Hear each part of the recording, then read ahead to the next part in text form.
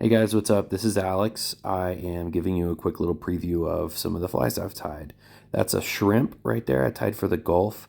This is a woolly bugger barbless that I use for pike. These are my stalker special. I tie them in a bunch of different colors for stalker trout. That's another trout jig head fly with a tungsten bead head. These are some predator flies I tied for striper and for saltwater fish in the surf.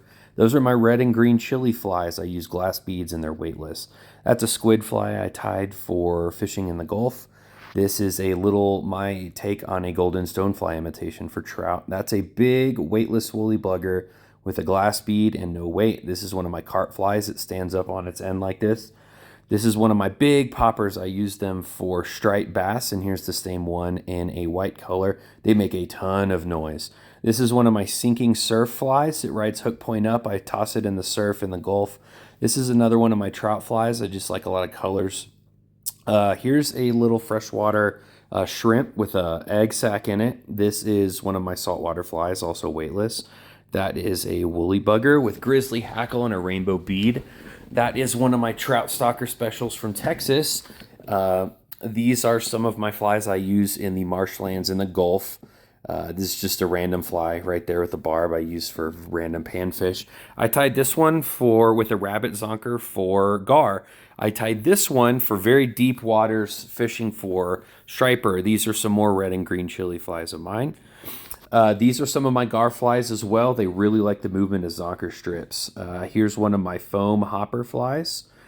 These are more of my stalker special that I have here. The stalker trout really like those. Here's another one of my big predator fish popper flies. That's a howitzer popper. Here's another fun one I like to do around Christmas time. Here's my double baitfish fly. By no means original. I found it somewhere else. Here's just a random fly that I use for various fish. Here's another one of my loved ones. I like that. This next one is one of my favorites for saltwater fishing. It attracts all the fish in the marsh that eat crab and shrimp and stuff. Here's an earth tone trout fly. Here's a little bit of a heavier fly to get deep for trout. This is just some weird thing. I have no idea what I was doing with that. This is a little weightless fly. I've used it at the San Juan River several times on a tag. This is another one of my colorful rainbow flies. Here's another one of my conehead kind of woolly bugger variations. This is one of my favorite gar and striper flies. Here's another one of my topwater disturbance ones. The balance isn't great. Here's another one of the ones I tied for the Gulf. Really heavy, lots of epoxy. This is one I tied for dangling off of jetties in the Gulf. It sinks, and that's a size 12 hook. It's a little crawfish. And that right there is another glass bead weightless fly I use for trout on tag ends. Here's a nice little woolly bugger with an orange head. Great movement for that in muddy water. This is an interesting design I use. I tie with monofilament a little bead down there to make it ride hook point up. There's a little injured bait fish. Here's just messing around with some epoxy and eyes for bait fish. There's another weightless glass bead nymph fly for trout. Here's one of my Clouser minnow variations. This right here is another one of my woolly bugger variations with a cone head. This is another just random baitfish thing. I use mesh tubing from Party City for that. Here's some of my smaller flies I use in the San Juan and I use under droppers. That's one of my good shrimp flies. Do great in salt water. Here's another one of those flies with the tungsten bead tied with monofilament. This is just messing around during wintertime watching BoJack Horseman. That is a barbless woolly bugger fly I use for pike. Here's just a random barbless fly I use various places around New Mexico. Here's some more of my little tiny glass bead flies. That is a gar fly / pike fly. That one right there is a little miniature Clouser. I tied it on a hook that's usually used for game changers. Here's the same fly in two different colors. That's a fly I got to tie Tom's Rabbit Foot Emerger with Tom Rosenbauer. That's a fun little panfish fly. It's actually weightless. This is a pentagon fly, not a pertagon. That's another one of my good striper flies. They seem to love that red yarn that imitates blood. That's another one of my Clouser kind of weird flies with the tungsten bead. It's got good movement. That is another little micro Clouser right there. Here's that same micro Clouser with some pink in there. This next one is another Clouser variation that those striped bass love. They do great in current. I have no idea what that is. It's poked me every time I've touched it. These are 4 little Clouser fly variations in various colors that really were very productive for me. Here's another shot of the rainbow conehead stuff. There's a woolly bugger I'm messing with. I'm not great with hackle, as you can see.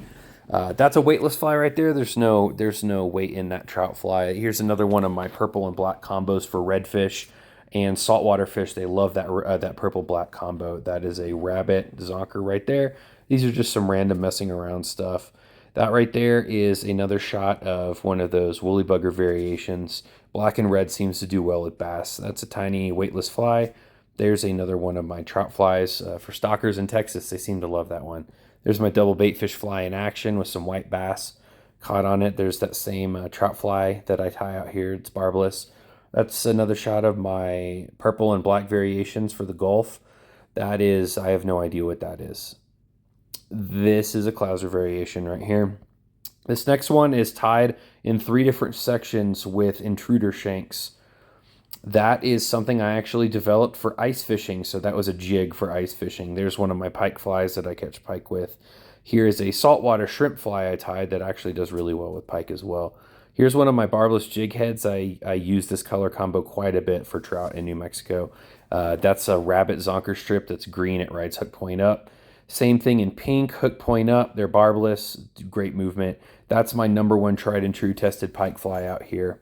Barbless as well. There's some more of those barbless jig head flies that we got. This is a cool little glass bead fly. I use it as a tag when I'm going under a strike indicator. I think we already passed this one again, but that's a little freshwater shrimp. This one is another one of my stalker specials with a rainbow bead. There's another one of my stalker specials on a jig head. This is a rainbow warrior variation with a green bead.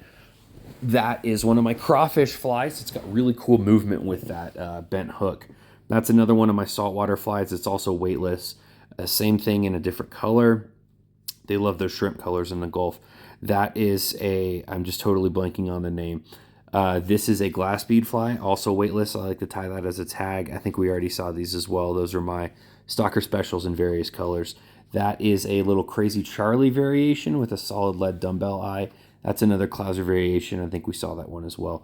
This one right here is one of my striper specials. It does great with trolling. It's very heavy. There's a shrimp fly that we have right there.